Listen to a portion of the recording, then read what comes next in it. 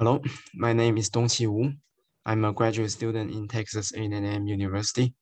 The topic of my presentation today is about our open source model for simulation and corrective measure assessment of the 2021 Texas power outage. The 2021 Texas power crisis was an infamous statewide outage event that was directly caused by a severe winter storm, Uri, during which the outdoor temperature across the state have reached minus 20 degrees for tens of hours. The damage caused by this event is unprecedented in Texas. Specifically, around 4.5 million homes or businesses have lost their power, which are represented by more than 20,000 megawatts of peak load shed. There was a very severe food, water, fuel, and medical service shortage, which directly or indirectly caused the death of more than 210 people. Both the wholesale and the spot electricity price across ERCOT have reached the cap set by ERCOT, $9,000 per megawatt hour, which in the end have created more than 16 billion of unnecessary energy charges for the end customers. Overall, the latest figure shows that the total economy loss across the state was more than $195 billion. So as a first step of our effort of trying to learn what have happened and propose potential solutions, we developed a synthetic model that realistically represents Texas using only publicly available information. So we have developed a 2000 bus model, which is generated and carefully calibrated using the data, including generation composition, demand distribution, and transmission network data for ERCOT. I have to emphasize that all the data we use to create and tune this model are publicly available data to avoid the issue of infrastructure information confidentiality. Along with our model, we also provide a data set of many kinds of relevant data, which are used to validate our model later and serve as a basis for further studies. So our data set include the following: actual load and 7-day ahead load forecast, which is also used as counterfactual in our corrective measure simulations, actual generator output data from ERCOT, including all type of energy resources, wind and solar generation forecast, which is also used as counterfactual, a unit outage timeline from ERCOT, available capacity across the system, which is shown in the figure to the right, the load shedding and customer outage events. These two figures on this slide shows the renewable generator output produced by our model, which is used as a counterfactual data for the simulation of generator capacity if there weren't for the derating caused by the snow or defrosting.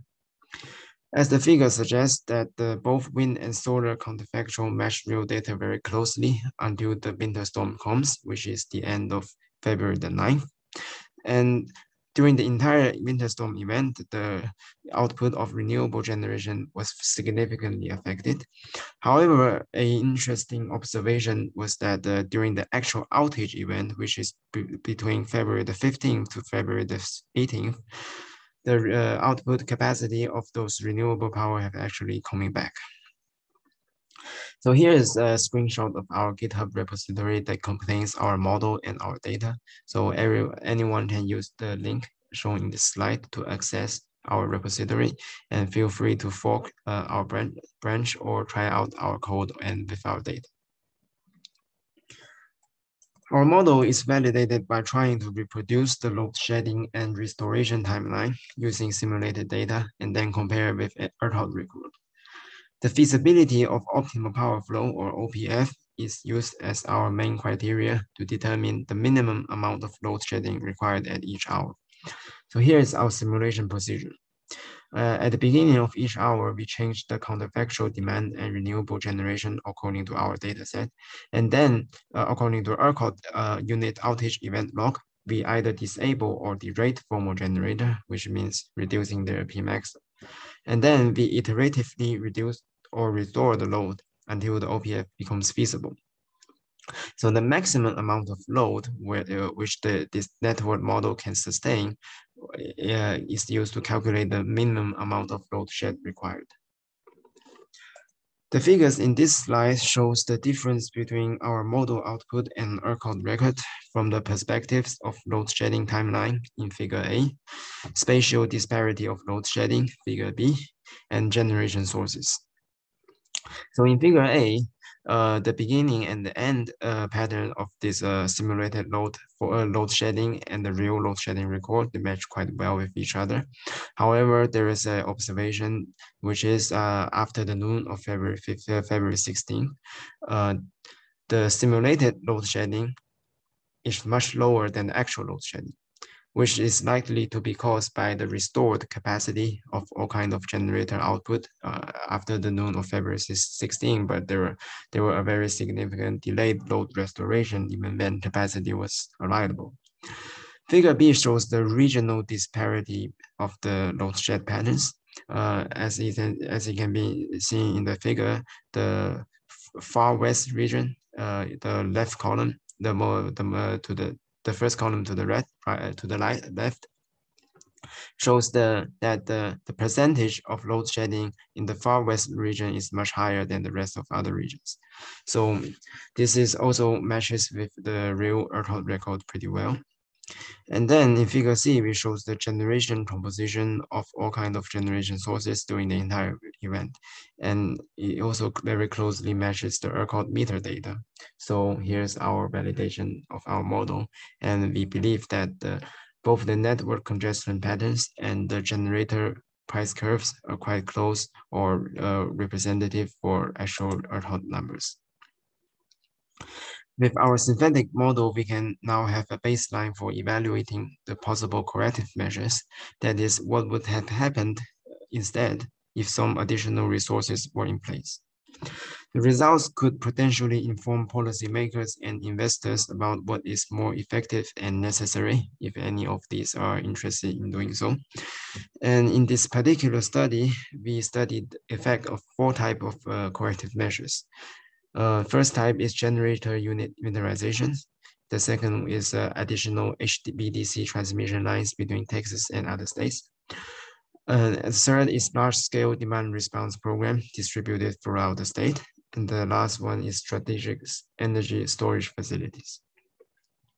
The effectiveness of each corrective measure or their combination is quantified using the reliability metric, energy not served, or ENS.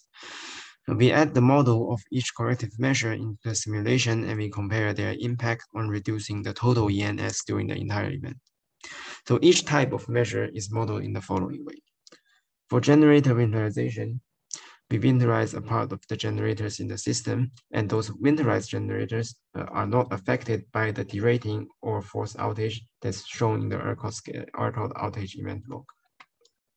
For HVDC interconnections, we add 2 equivalent buses in our network model that represent the new or extra HVDC lines to import power from other interconnections outside ERCOT.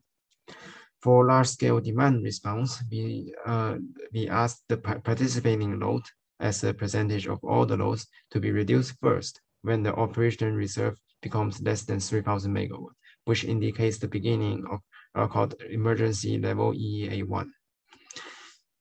For storage facilities, we put some fully charged storage unit across the system before the event starts, and those storage units release their energy into the grid when the supply deficiency is at the highest to reduce the maximum amount of load shed. The simulation results shows that each type of corrective measure has different extent of effectiveness.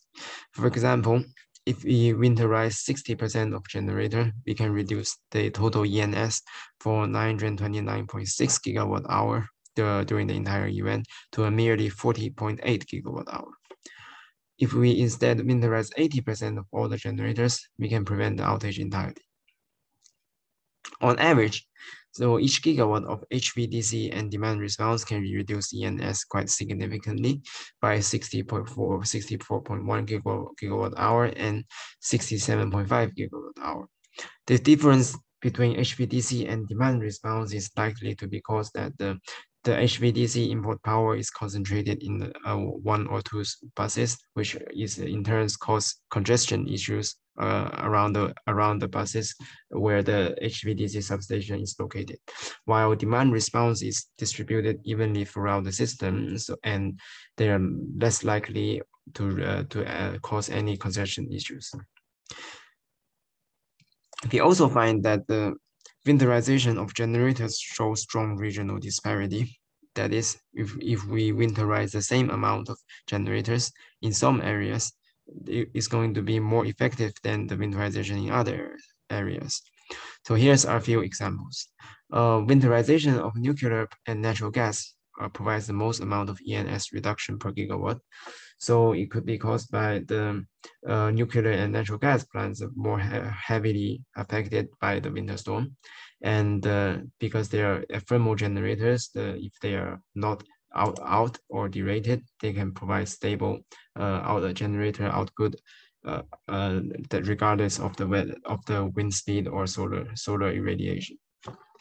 And coal plants are less affected by the weather compared to gas. So the weatherization of coal is less effective than gas or nuclear because most of the coal plants are not affected, and thus it won't be causing any difference even if we winterize them. The wind generators in the west weather zone can provide more energy than those in other weather zones that if we winterize them, which is very likely to be caused by weather or wind speed or actual temperature during the event.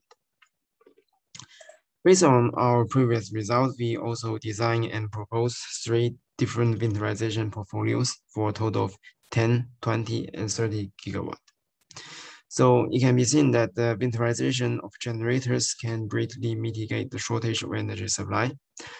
And the more importantly, the role of energy storage facilities is to provide the critical load shedding peak clipping on top of each portfolio, because although they cannot provide a lot of gigawatt hour, but they can release their energy in the hours where the supply deficiency is most severe to reduce the extent of necessary load shedding required.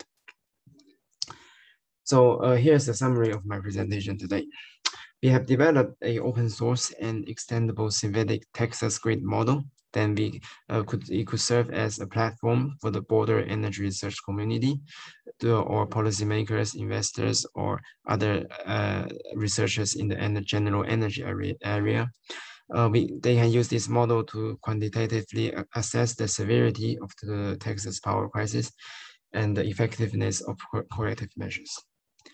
Along with the model, we also collect and assemble a data set containing the various data related to the outage event that the model relies on. And all the data are publicly available and are collected from different credible sources. The semantic model is validated by trying to reproduce the load shedding process during the outage event in consecutive OPF simulations, and the results are compared with accord records. And the last part of my presentation is that we've shown the effectiveness of 4 types of corrective measures, and we quantitatively analyze their effectiveness and establish their respective and combined effectiveness in the mitigation and of the extent of the power outage. Thank you.